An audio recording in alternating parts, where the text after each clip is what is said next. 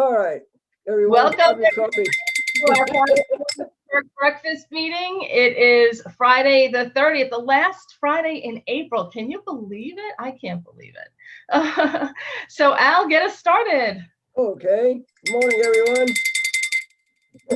Your coffee. As you always say, Al, everyone have their cup of coffee and ready to go? Good morning, good morning. Hey, good morning. All right, it is my pleasure to introduce today's speaker. We have Stephen Metz talking with us today about why there's a shortage of pool and hot tub supply to build your pool and hot tub this summer. And he's going to give us a tour of his store. I love it. Go ahead, Stephen.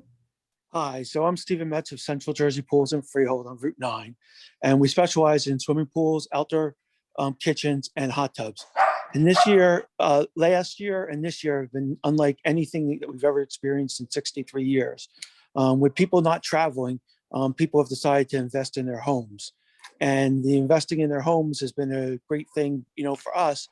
But the problem is that it's a nationwide situation, and the manufacturers have been unable to get raw materials. And because they've been unable to get raw materials, they are unable to produce products. And when you combine that with all the other unique products that go into the different pools and hot tubs, we're basically finding extremely long lead times. But in addition to the long lead times, we're finding that some of the products are missing shortages, small little components they can't manufacture. What we're facing is not unique for our industry. It's actually all the home improvement industries.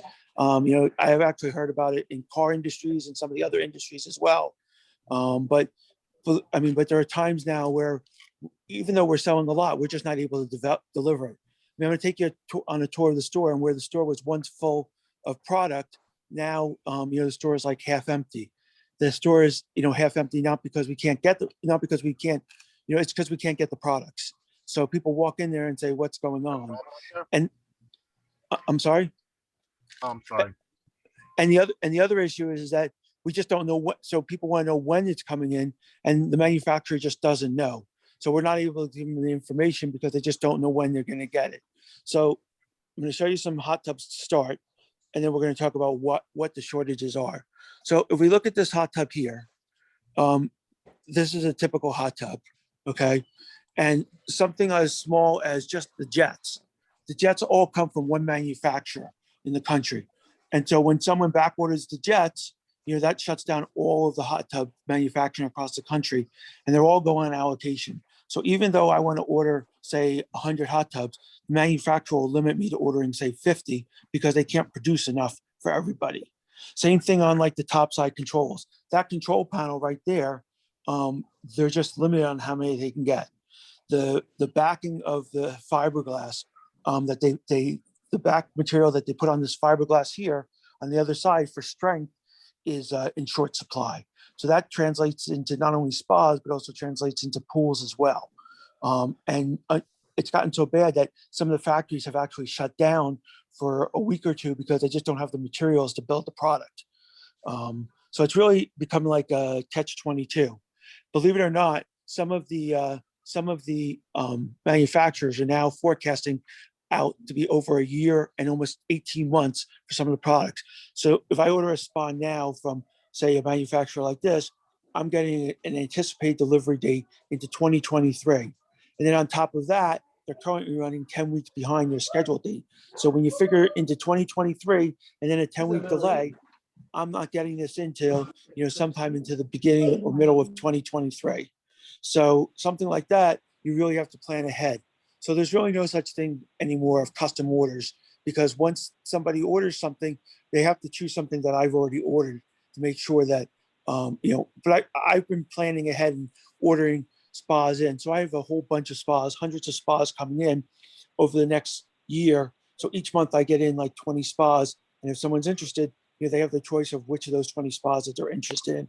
But once I sell those 20 spas, then I have to wait till the next month till 20 more spas come in. So it's really a whole new way of running my business. People used to come in and say I want this spot and I want it in black or brown, and then I was able to change it to them. But now I have to, they have to choose what I've already chosen. If we go outside and look at pools a second, pools are somewhat similar, but the problem with pools is that the liners for the pools are up. It's a little louder here, so let me know if you can't hear me. The liners for the pools are in really short supply. They have to stand really close to the people to make the liners. So because of COVID, they are limited in how many liners they can make, and that causes some delays. Also,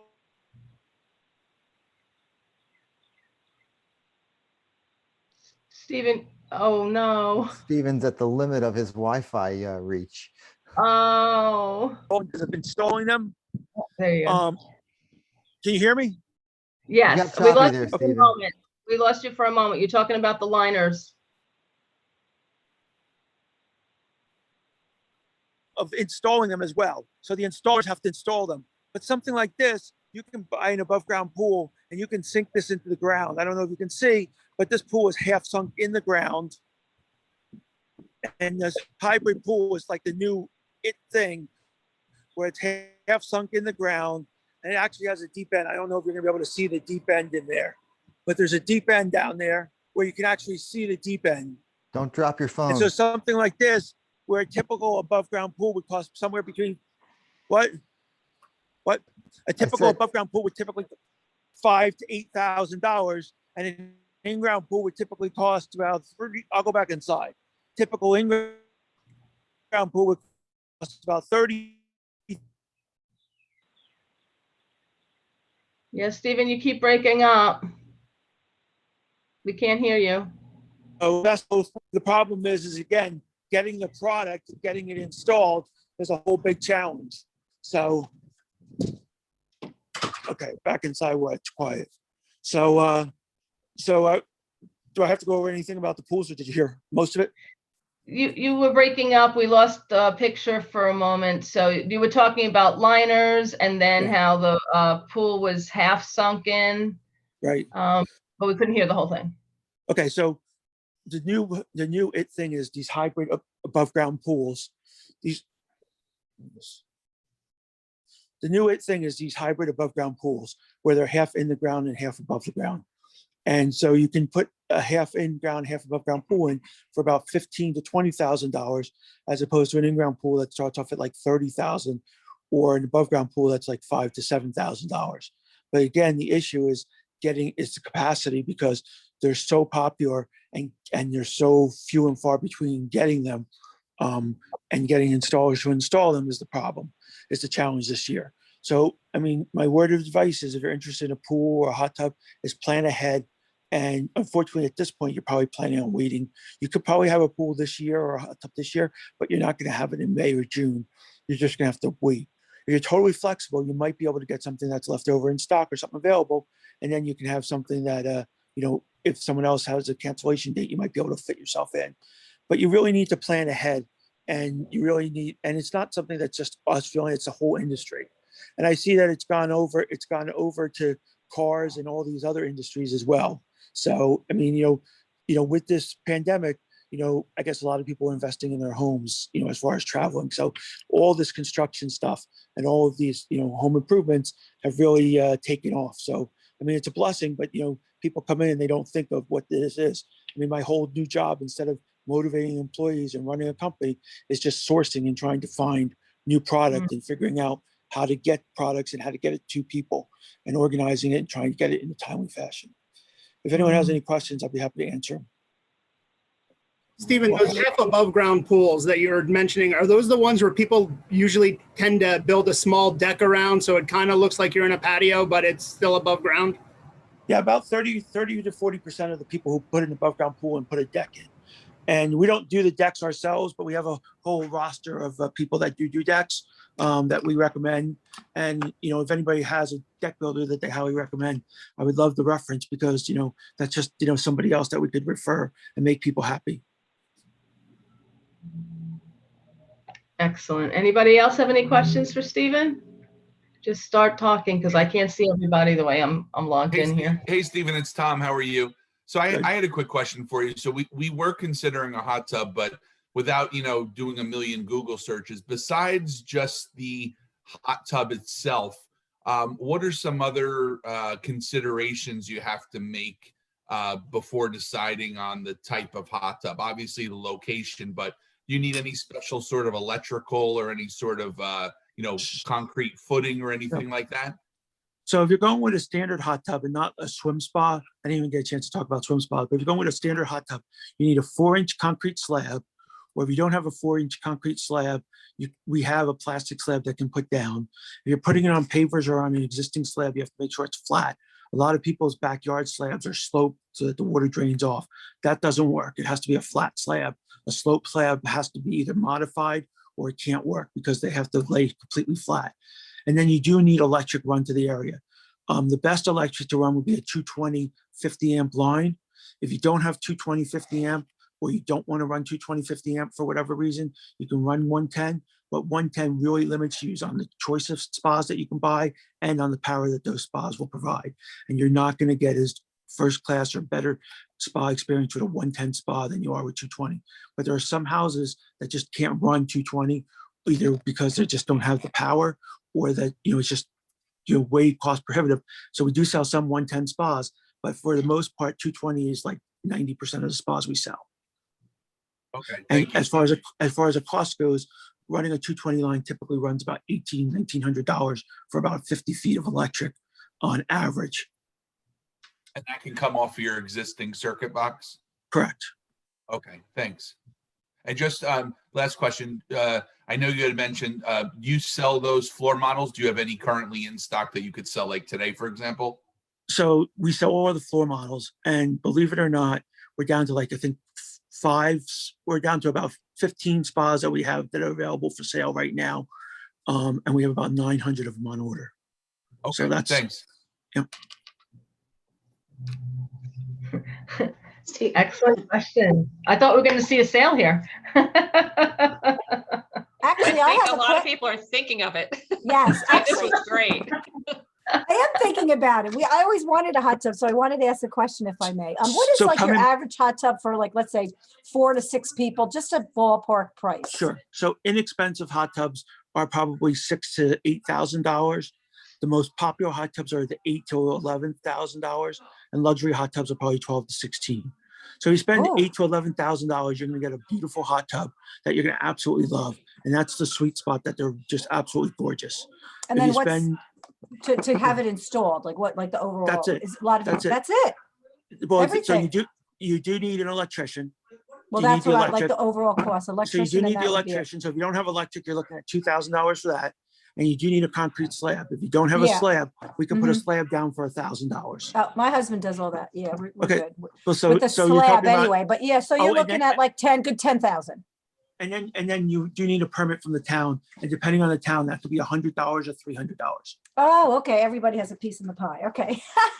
All right. Well, thank you. God bless. Yeah, Yeah. we always wanted one. That would be really great for my back. So if you're thinking about it, you should come look at it, because we'll take a small deposit, a $500 deposit, and hold one that's coming in June, July, October, November.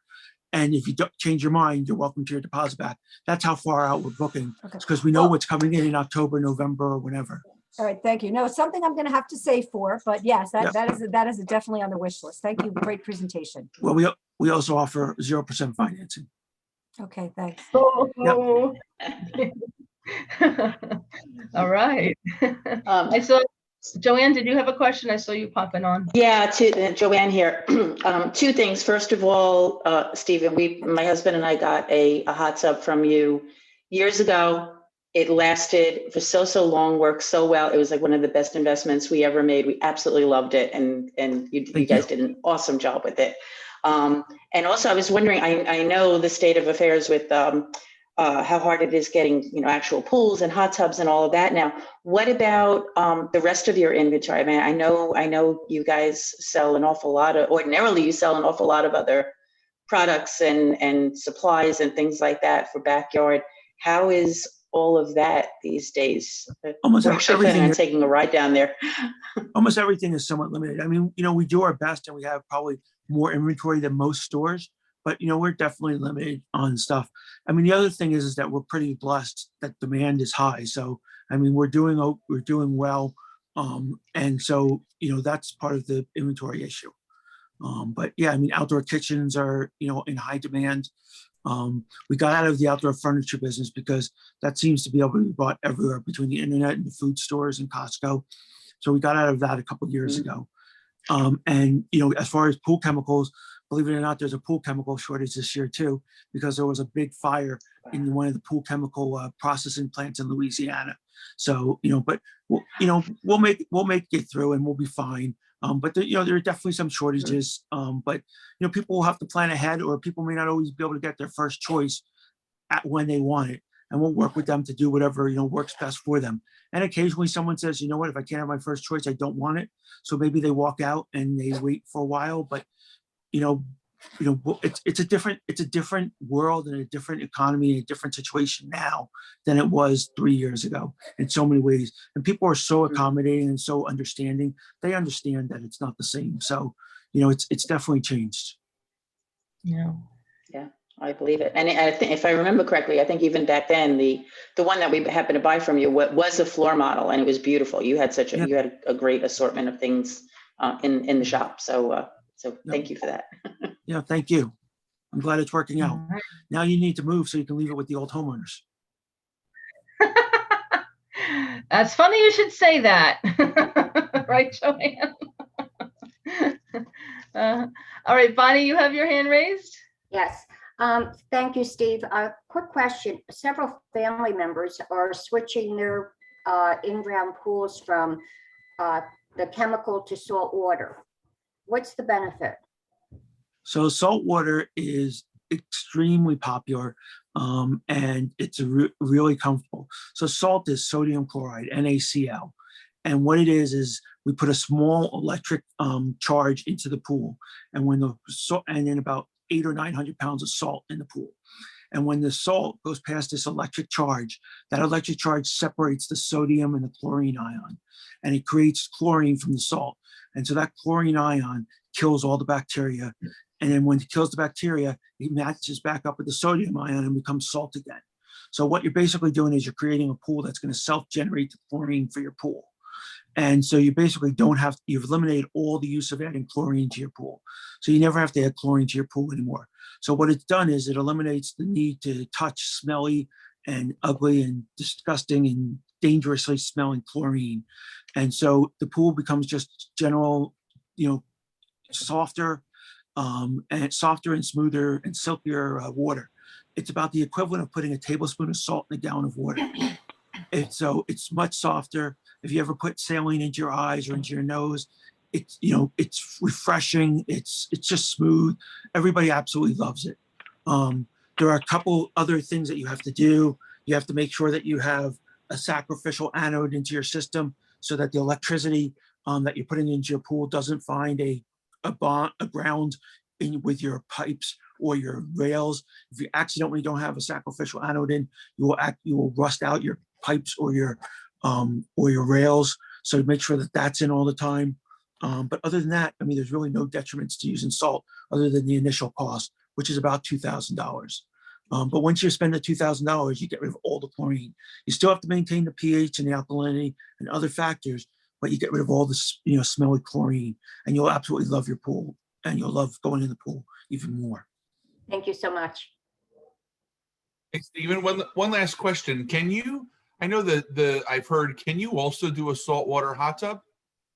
So there's one brand hot tub that's exploring salt on it, and it's still in the exploratory phase. So the problem is that 500-gallon hot tub, if you put two people in a 500-gallon hot tub, that's the equivalent of putting about 80 people in a pool, because it's such a small body of water.